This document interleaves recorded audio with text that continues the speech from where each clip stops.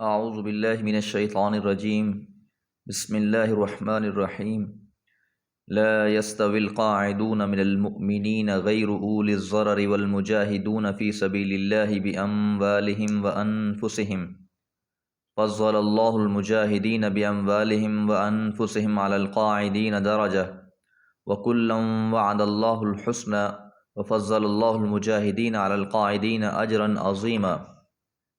درجات منہ ومغفرۃ ورحمہ وکان اللہ غفورا رحیما۔ سورۃ النساء آیات 95 اور 96 تسلسل کے ساتھ جہاد، منافقین، جہاد کرنے والوں کی فضیلت اور جہاد میں شرکت نہ کرنے والوں کے لیے اللہ تعالیٰ کی طرف سے وعید۔ اب ان آیات مبارکہ میں اللہ تعالیٰ جہاد کی ایک اور قسم، ایک تو جہاد فرض العین ہے کہ جب اعلان کر دیا جائے کہ سب نکلو تو اس میں پھر کسی کے لیے بھی پیچھے رہنا جائز نہیں ہے، جس طرح کہ وہ ایک واقعے میں 3 صحابہ پیچھے رہ گئے تھے تو ان کو پھر اللہ کے پیغمبر کی طرف سے سرزنش بھی کی گئی تھی اور سزا بھی دی گئی۔ اس لیے فرمایا کہ عام حالات میں اگر یہ اختیاری موضوع ہو کہ تم میں سے کچھ لوگوں کو نکلنا چاہیے، جانا چاہیے، تو اس کیفیت میں اب جو لوگ اللہ کی راہ میں نکلنے والے ہوں گے، جہاد کرنے والے ہوں گے، ان کی فضیلت بہت زیادہ ہوگی ان سے جو لوگ گھروں میں بیٹھ کر اللہ کی عبادت اور بندگی کر رہے ہوں گے۔ یعنی اب اس کیفیت میں یہ فتویٰ نہیں لگایا جائے گا کہ اس کیفیت میں جو لوگ پیچھے رہ گئے ہیں تو وہ کوئی منافق ہیں، ایسی بات نہیں ہے۔ اللہ فرماتے ہیں لا یستوی القاعدون، نہیں ہے برابر، القاعد کہتے ہیں بیٹھنے والوں کو، تو جو لوگ بیٹھے ہوئے ہیں، من المؤمنین، مومنوں میں سے، غیر اولی الضرر، جو تکلیف والے نہیں ہیں، یعنی ان کا کوئی شرعی عذر نہیں ہے، فی سبیل اللہ، اللہ کی راہ میں، باموالہم، اپنی مالوں سے، وانفسہم، اپنی جانوں سے۔ اب 2 قسم کے لوگ ہوں گے جو پیچھے رہ جائیں گے، ایک تو وہ ہیں جو بالکل صحیح سلامت ہیں، کوئی مسئلہ، کوئی شرعی عذر ان کا نہیں ہے اور وہ پیچھے رہ جاتے ہیں، جہاد پر نہیں نکلتے ہیں، مومن لوگ اللہ کی عبادت اور بندگی کرنے والے ہیں، اسلام کے خلاف یا مسلمانوں کو نقصان پہنچانے والے نہیں ہیں، ان کا مقصد اسلام کو نیچے دکھانا نہیں ہے۔ اور کچھ وہ لوگ ہیں جن کو مجبوراً جہاد میں شرکت نہیں کر سکتے، جس طرح کہ ایک روایت مبارکہ میں آتا ہے کہ عبداللہ ابن مکتوم رضی اللہ تعالیٰ عنہ، جو نابینا صحابی تھے،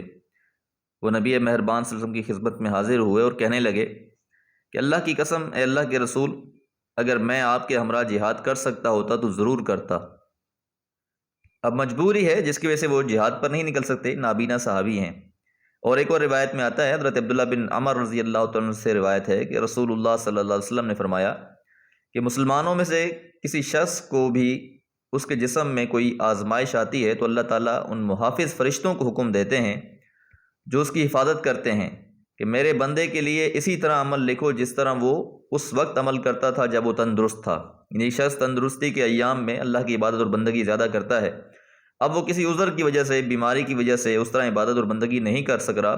تو اللہ تعالیٰ کے فرشتے اس کے لیے وہی احکامات اور وہی اعمال لکھ رہے ہوتے ہیں جو وہ اپنی صحت کے ایام میں کرتا ہے۔ تو اللہ تعالیٰ کا ایک خاص کرم ہے اپنے بندوں پر۔ فضل اللہ، اللہ تعالیٰ نے فضیلت بخشی ہے، المجاہدین، جہاد کرنے والوں کو، باموالہم، اپنے مالوں سے، وانفسہم، اور اپنی جانوں سے، علی القاعدین، ان لوگوں پر جو بیٹھے ہوئے ہیں، درجتاً، فضیلت کے اعتبار سے۔ یعنی اللہ تعالیٰ نے ان لوگوں کو فضیلت عطا فر رکھی ہے جو لوگ اللہ کی راہ میں جہاد کرنے کے لیے نکلتے ہیں، ان پر جو گھروں میں رہ کر عبادت کر رہے ہیں۔ وفضل اللہ، اور اللہ تعالیٰ نے فضیلت بخشی ہے، المجاہدین، جہاد کرنے والوں کو، مجاہدوں کو، علی القاعدین، بیٹھے رہنے والوں پر، اجراً عظیما، بہت زیادہ اجر، کہ ایسے لوگوں کو اللہ تعالیٰ نے بہت زیادہ اجر دیا ہے۔ یہ ان لوگوں پر ہے جو بغیر کسی شرعی عذر کے گھر سے نہیں نکلتے،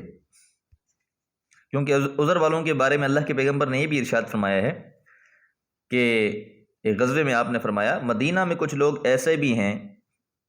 کہ تم نے جس قدر سفر کیا اور جتنی وادیاں طے کیں وہ تمہارے ساتھ تھے۔ صحابہ نے عرض کیا، اے اللہ کے رسول، وہ تو مدینہ میں ہیں۔ آپ نے فرمایا، ہاں،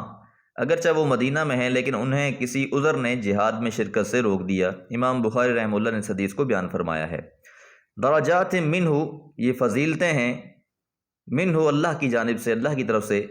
ومغفرتاً اور بخشش ہے اللہ تعالیٰ کی طرف سے، ورحمتاً اور رحمتیں ہیں ایسے لوگوں کے لیے جو اللہ کی راہ میں جہاد پر نکل چکے ہیں۔ ان کے لیے شرف اور فضیلت کے مقامات کیا کیا ہیں؟ پہلی بات تو یہ ہے کہ ان کو اللہ نے فضیلت دے دی ان لوگوں پر جو قائدین ہیں، اور اسی طرح اللہ تعالیٰ نے ان کے گناہ بھی بخش دیے ہیں۔ اور تیسری نعمت ورحمتاً کہ اللہ تعالیٰ کی رحمت بھی ان لوگوں کو حاصل ہو گئی ہے۔ وَكَانَ اللَّهُ غَفُورًا رَحِيمًا، اور اللہ تعالیٰ تو شروع ہی سے، ہمیشہ ہی سے درگزر کرنے والا، بخشنے والا اور رحم کرنے والا ہے۔ تو بہرحال اس آیت سے یہ بات معلوم ہوئی کہ